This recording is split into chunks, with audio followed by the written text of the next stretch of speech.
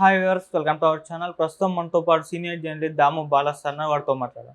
నమస్కారం సార్. నమస్తే sir, EC పైన హైకోర్టు ఆగ్రహం వ్యక్తం చేసిందని అంటున్నారు సార్. అంటే లబ్ధిదారులకు ఫండ్స్ రిలీజ్ చేసే విషయంలో జాప్యం చేసిందని చెప్పేసి అసలు ఏం జరిగింది సార్? ఏం జరిగిందంటే యాక్చువల్గా కొన్ని పథకాలకు సంబంధించి దాదాపు 14,165 కోట్లు విడుదల చేయాల్సిన పరిస్థితి ఉందని ఆంధ్రప్రదేశ్ ప్రభుత్వం ఈసీకి విజ్ఞప్తి చేసింది. సో కానీ ఈసీ దానికి ఒప్పుకోలేదు. అంటే ఈ పథకాలు ఏంటంటే ఇన్పుట్ సబ్సిడీ రైతులకు.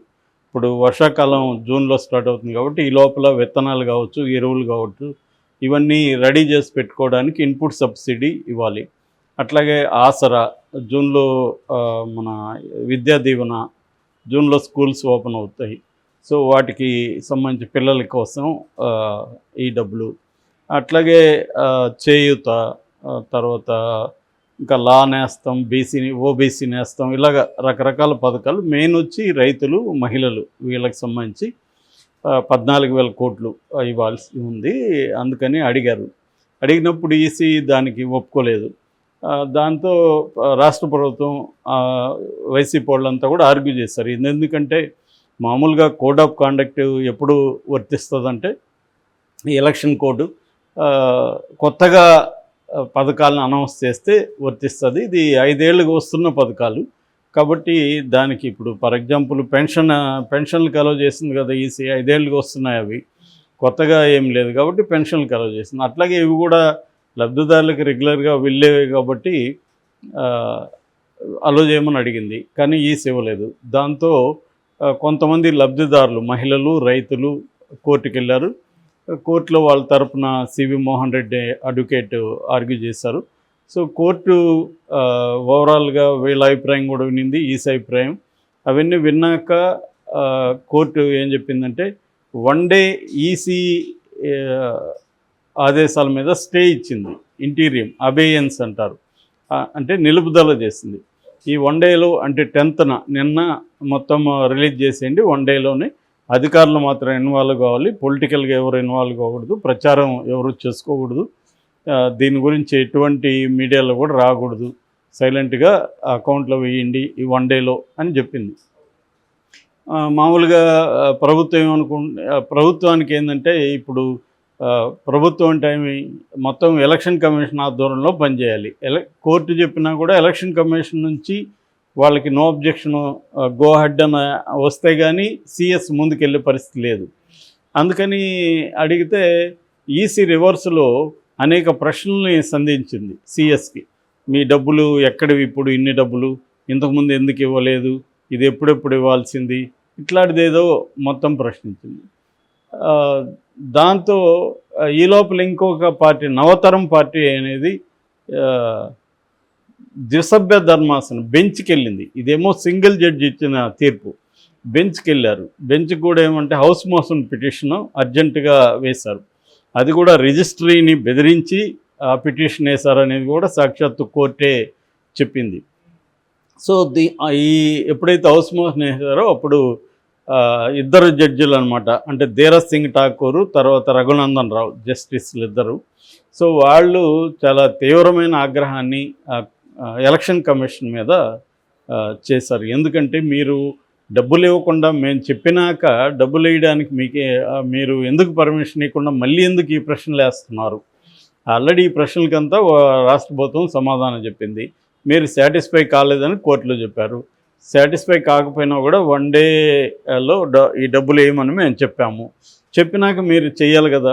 అంటే కోర్టు కంటే మీరు పవర్ఫుల్ అనుకుంటున్నారా, కోర్టు కంటే ఎక్కువ అనుకుంటున్నారా మీరు ఎలక్షన్ కమిషన్ అని ఎలక్షన్ కమిషన్ని తీవ్ర స్వరంతో ప్రశ్నించారు.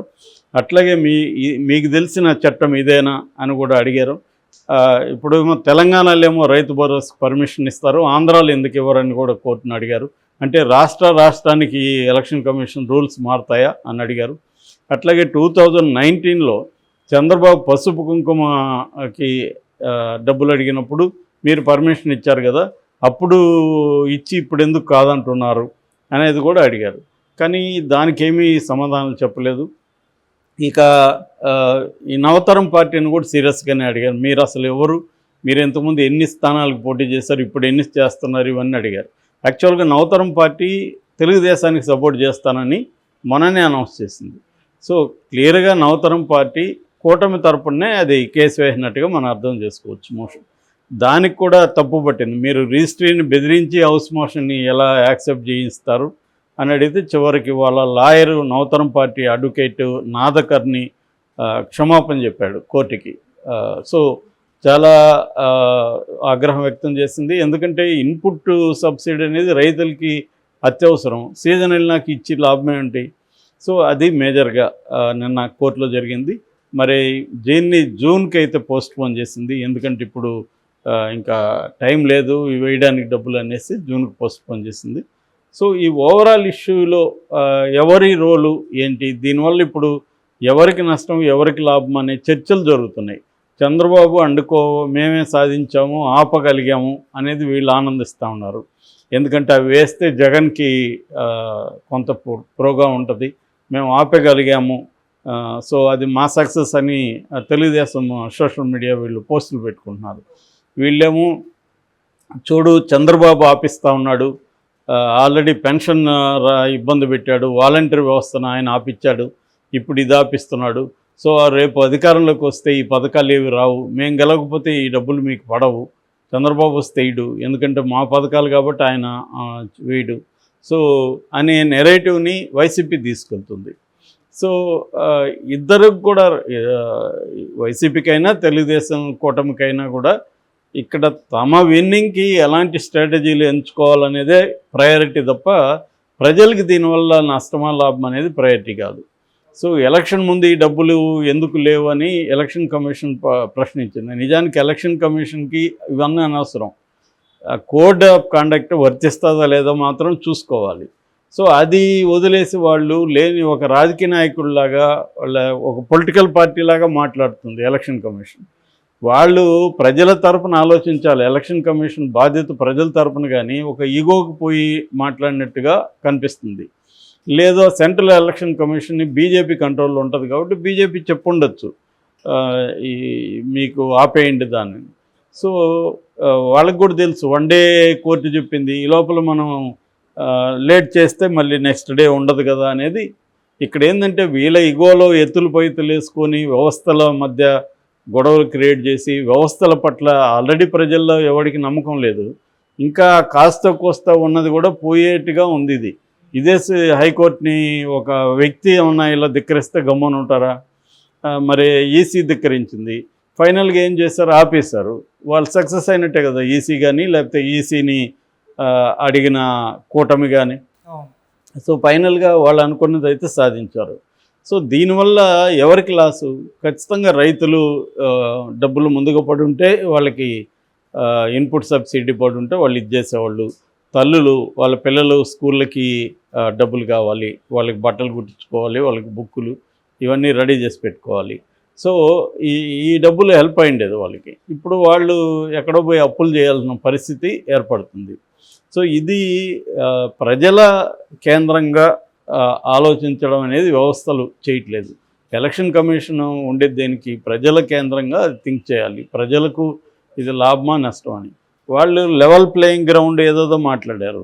సో లెవెల్ ప్లేయింగ్ గ్రౌండ్ అంటే అర్థమేమి? కొత్తగా ఏమన్నా ఈ పార్టీకి దీనివల్ల మేలు జరిగిపోతుందంటే అది అడగచ్చు. ఇది కొత్త పథకం కాదు, ఎప్పటి నుంచో వస్తున్నది.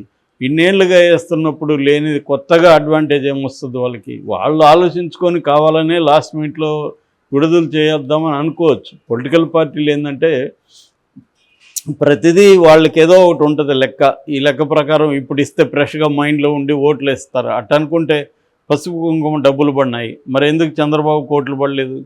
కాబట్టి ఇదేంటంటే ఆల్రెడీ డిసైడ్ వాళ్ళని ఈరోజు నువ్వు డబ్బు ఇచ్చినా వాళ్ళు రివర్స్లో వీటి డబ్బులు మాకు ఇచ్చాడా, కావాలని ఎలక్షన్ ముందు ఇచ్చాడు, ఇవన్నీ జనం కూడా మాట్లాడతారు. వాళ్ళు ఏమంత అమాయకులు కాదు అందరూ. కాబట్టి వీళ్ళు అనుకోవచ్చు ఎందుకన్నా మంచిది మనం వేద్దామని, కానీ ఇప్పుడు అది జరుగుతుంది. బేసిక్గా రెండు పార్టీలు కూడా తమ ప్రయోజనాలను ఉపయోగించుకొని చేస్తున్నాయి. ఇందులో ఎలక్షన్ కమిషన్ కూడా క్లియర్గా ప్రజల తరపున కాకుండా ఒక పార్టీ తరపున లేదా కూటమి తరపున పనిచేస్తున్నట్టుగా మనం ఈ ఇష్యూలో మాత్రం అర్థమవుతుంది.